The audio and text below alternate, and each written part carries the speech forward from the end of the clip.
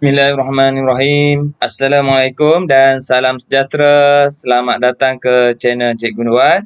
So, bagi yang pertama kali masuk ke channel Cikgu, jangan lupa like, share dan subscribe dan tekan butang loceng di bawah. Supaya anda tak terlepas video-video yang terbaru yang Cikgu upload selepas ini. So, untuk kali ini, Cikgu teruskan perkongsian dengan sains tingkatan 5 KSSM. Subtopik 2.2 keperluan nutrien oleh tumbuhan.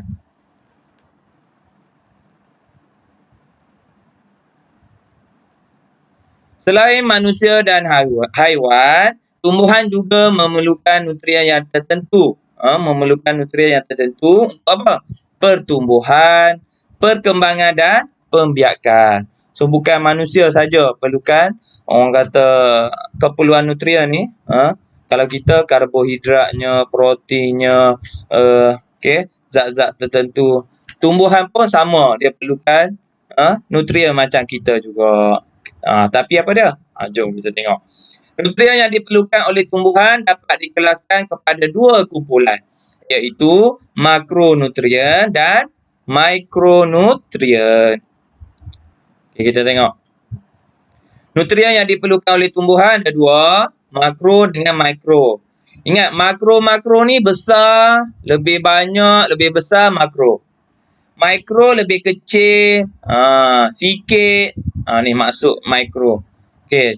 Nutrien yang diperlukan oleh tumbuhan dalam kuantiti yang banyak dinamakan makronutrien. Manakala nutrien yang diperlukan oleh tumbuhan dalam kuantiti yang sedikit nama dia mikro. Tolong ingat. Makro besar, makro, makro. Okey. Contoh nitrogen, fosforus, kalium, magnesium, kalsium, sulfur, oksigen, karbon, hidrogen. Okey. So biasanya kita ingat tiga ni. NPK. Nitrogen, fosforus, kalium. Okey. NPK. Baca NPK. Okey, mikro, boron, molybdenum, ferrum, mangan, kuprum dan zinc. Okey. So kalau kita tengok nama mikro ni dia pelik-pelik sikit. Compare dengan makro. So ingat yang itulah. Boron, molybdenum, ferrum, zinc, kuprum, mangan. Okey. Kita pergi makronutrien. Ialah unsur atau mineral yang diperlukan oleh tumbuhan dalam kuantiti yang banyak. Ini contoh yang pertama. N besar, simbol untuk nitrogen. Mensintesiskan protein, klorofil, enzim dan asid nukleik.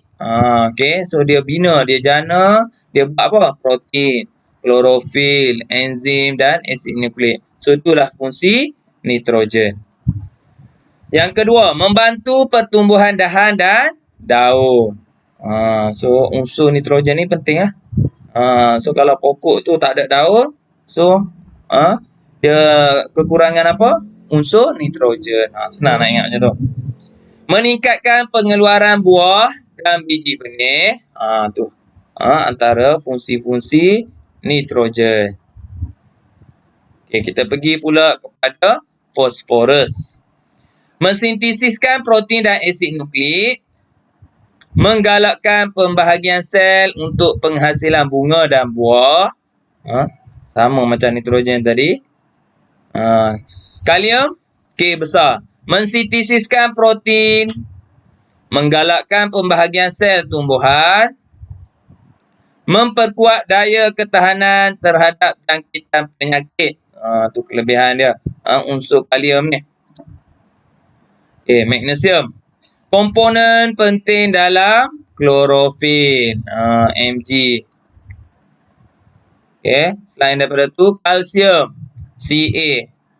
Dalam jadual berkala, Ca.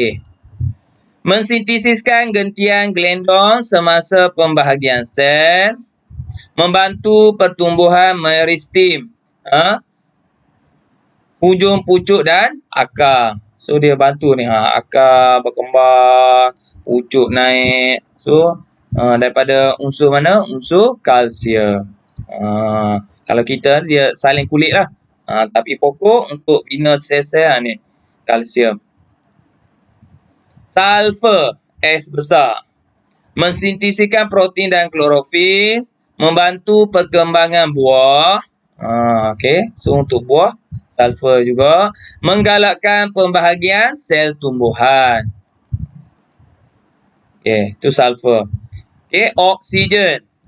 Oksigen terlibat dalam respirasi sel tumbuhan untuk menghasilkan tenaga. So tumbuhan dia perlukan apa? Karbon dioksida, dia membebaskan oksigen. So dia bagi dekat kita oksigen ni. Kita bagi dekat dia karbon dioksida. So tolong ingat.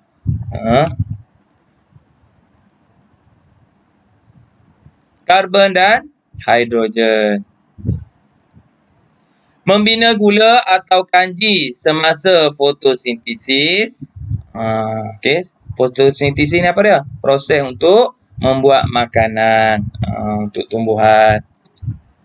Membina selulosa. Okey, so habis makronutrien.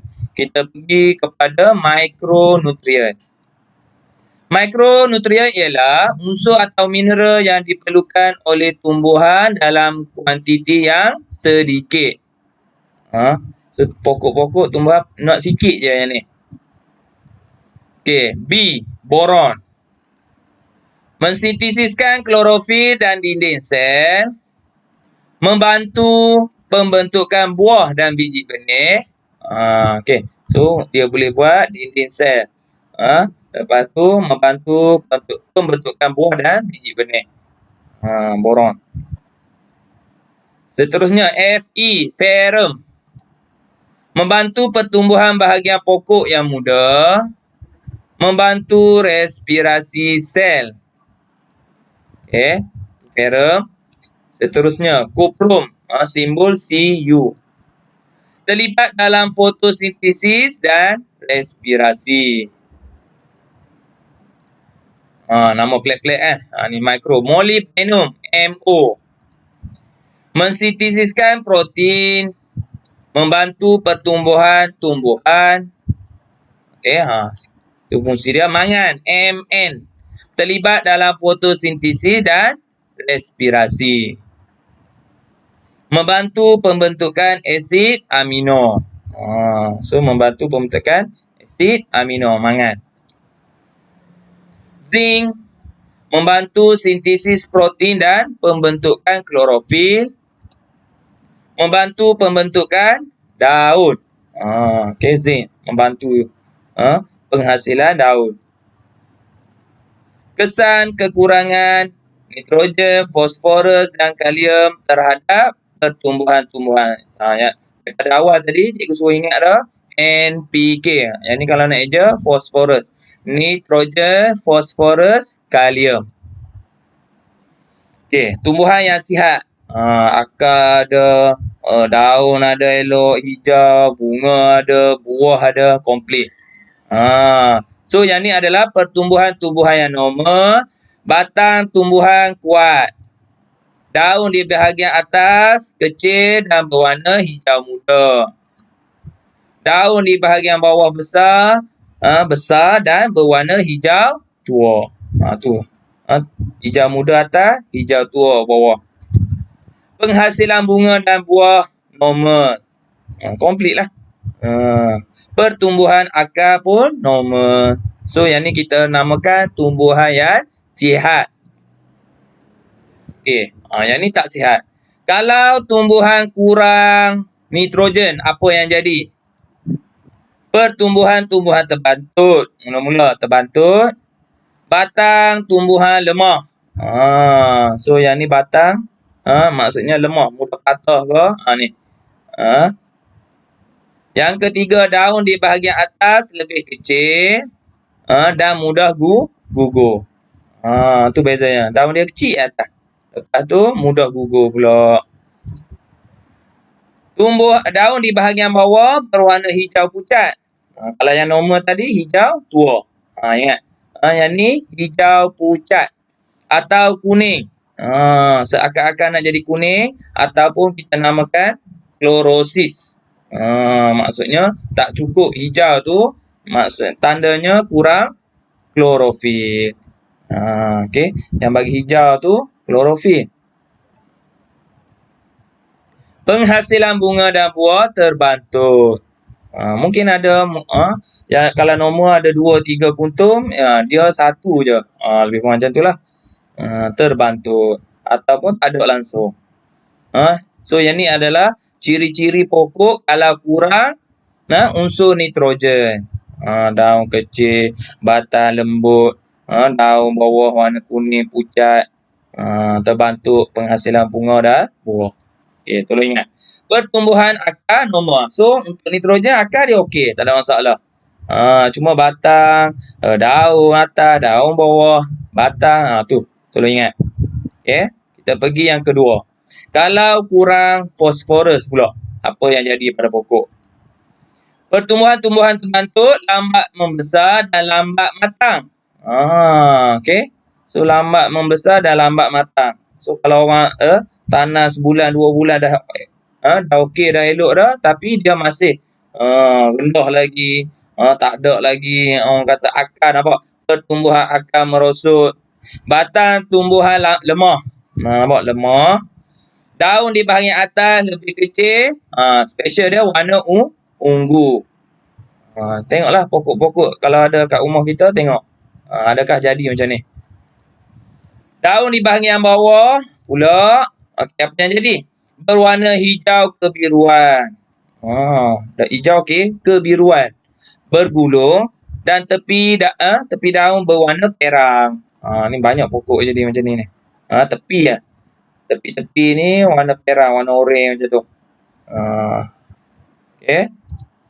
Penghasilan bunga dan buah terhenti. Yang ni tak ada terus.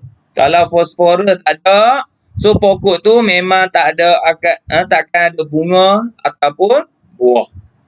Tolong ingat. Tu beza dia. Pertumbuhan akar merosot. Kalau nitrogen tadi, akar tak ada masalah. Tapi kalau fosforus, akar, pertumbuhan akar merosot. Tu yang beza dia. Okey, fosforus juga tak ada bunga, tak ada buah. Akar merosot. Batang lemah. Daun atas warna kecil, warna ungu. Daun bawah hijau kebiruan. So tolong ingat, tolong hafal. Okey, yang ketiga.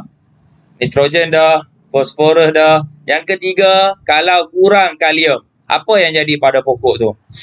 Pertumbuhan-tumbuhan terbantut mati sebelum matang. Mati dah. Mati muda lah.